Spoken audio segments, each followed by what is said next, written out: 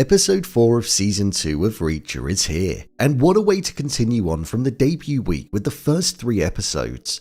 With Swan getting put under the line of fire in the minds of his closest friends, Finlay making a return, developments occurring on the case with the uncovering of Project Little Wing, and these folks actually gaining their wings after a run-in with the 1/10th. Let's jump into the episode and break down all that there was to take away from it. Here is Reacher Season 2 Episode 4 Ending Explained. Just to let you know, this video will contain spoilers. A Night at the Symphony was an episode that was pretty much building towards that specific moment. The securing of Mr. Boyd at the Symphony, the person who was working with Senator Lavoie on anti-missile technology that had been developed into a devastating weapon. What was once created for the purpose of being anti-missile technology turned into something which could be put inside of a missile and instead meant that it would never fail to hit its target. Going from being something that was defensive to offensive. This was something which was deeply connected with New Age technology, and the Director of Security, Mr. Langston, as he was the person who was essentially heading it up. Alongside Mr. Langston, there was Swan, a former member of the 1/10th unit who had gone missing and was actually quite high up the chain at New Age. He was the Assistant Director of Security at the company. Last week I mentioned how I felt that Swan could potentially be involved in what was going on and be connected to the fact that the members of the 1/10th unit were being killed, and that he now could have gone on the run because he was anticipating Reacher and the other members eventually cottoning onto what was happening. But I don't feel like that's the case anymore. It's too obvious of an outcome to happen. Plus, the show was trying to lure us down that specific path in this episode by making us raise suspicions over the character. We saw a flashback of when the group were in their army unit, and they'd just secured a large amount of narcotics off of the street. However, one of the bricks was missing, and it was found under the passenger seat in Swan's car. He simply brushed over it as if it had just fallen down there, but people were questioning his motive. This to me is the show luring us down a pathway of them wanting us to believe something that might be true when it actually isn't. Maybe Swan was aware of what New Age were doing, and he was working on some kind of undercover job there in order to try and bust them open from the inside.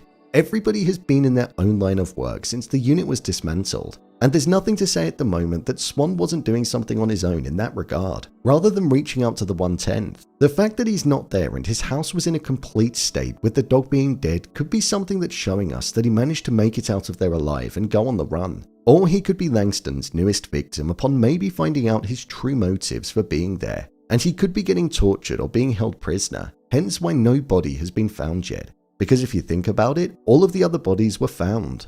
Another person that went missing in this episode in a very similar fashion to Swan was Marlo Burns and her daughter.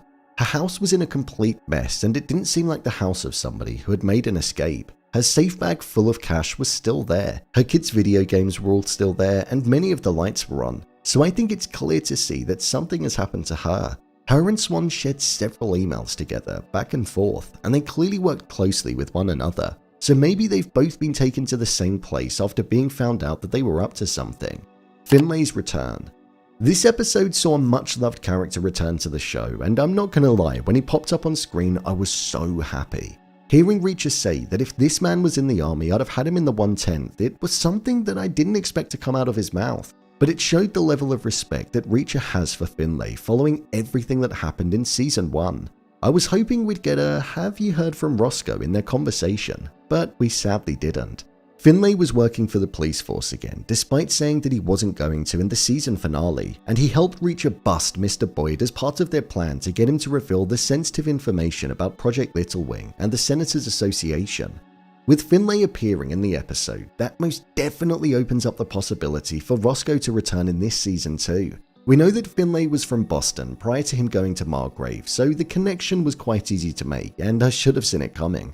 But it was a nice surprise to see him appear. Margrave is further away in terms of geographical location, but it's still a possibility, as remember, Reacher went to New York in Season 1. With regards to Finlay, it seems like he was still mourning his wife, but was on a better track. He still had the dog Jack, which we last saw him with, and he was living an overall more positive life. Hopefully we get the opportunity to see him again, maybe towards the finale when it comes to uncovering the entire operation, and what remains of the 1/10th may need more assistance. AM's motives. AM is proving to be an extremely interesting chap. We still know next to nothing about him other than the fact that he uses the initials AM as part of his aliases in order to go undetected.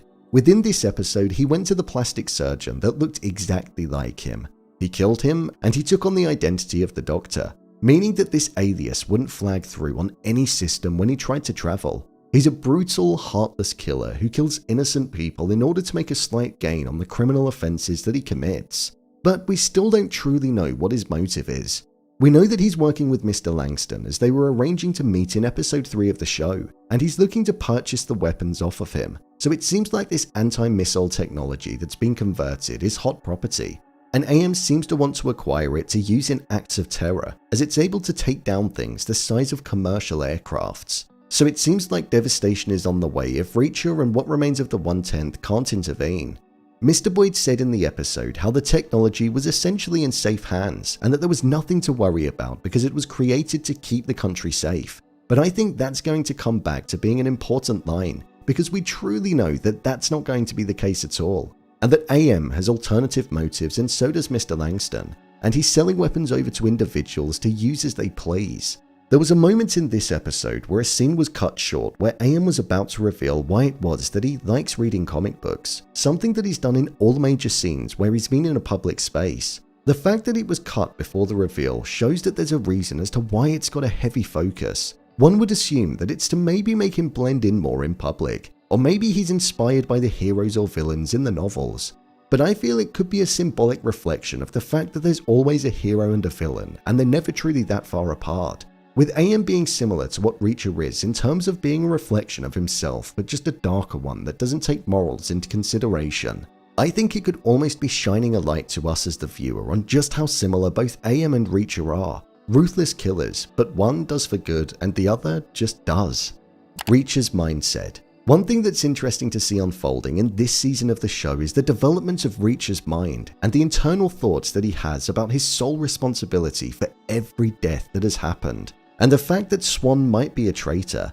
We saw this present in the first few episodes when he was talking about Franzi, as he was just a young kid who was personally recruited into the 110th Division and ultimately died because of the secrets that he was keeping and he didn't want to share the information. So there are odd moments where we get a close-up of Reacher where it seems like he truly feels the weight and burden of the deaths that have happened. Like them almost signing up to join the 110th all of those years ago was him facilitating them signing a death sentence without them even knowing it. This was also tied into the ending of the episode where Reacher said that he wanted to throw Mr. Langston out of a helicopter, just like what happened with Franz. So the emotional weight of it all is still weighing heavy on his mind. Neely said that he shouldn't feel like that because it's a stupid way of thinking, but it seems like it's going to be the way that he's going to be continuing to think. Despite not seeming it, he can be an emotional guy, especially when it comes to people that he cares for. So this is definitely allowing us to see a different side of Reacher in this season of the show. Overall review. I thought this was a really good episode of the show. That final fight scene with the biker gang was just top notch and one of the best that we've seen in the entirety of the show. It's up there with the prison fight scene. The way Reacher broke the bones of the guy in front of him and then proceeded to pull the guy off the bike with the chain, it showed just how brutal and badass he was. I'm definitely enjoying the somewhat larger scale impact of this season. The first one was obviously all about corruption in a small community and the deaths that were occurring there, but this one having a national consequence is something that has upped the stakes in a good way.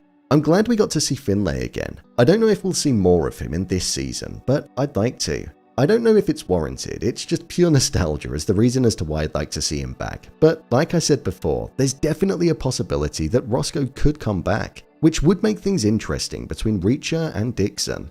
With us now being halfway through the season, I'm looking forward to seeing what this next half is going to bring. So, there you have it, Reacher Season 2 Episode 4 Ending Explained.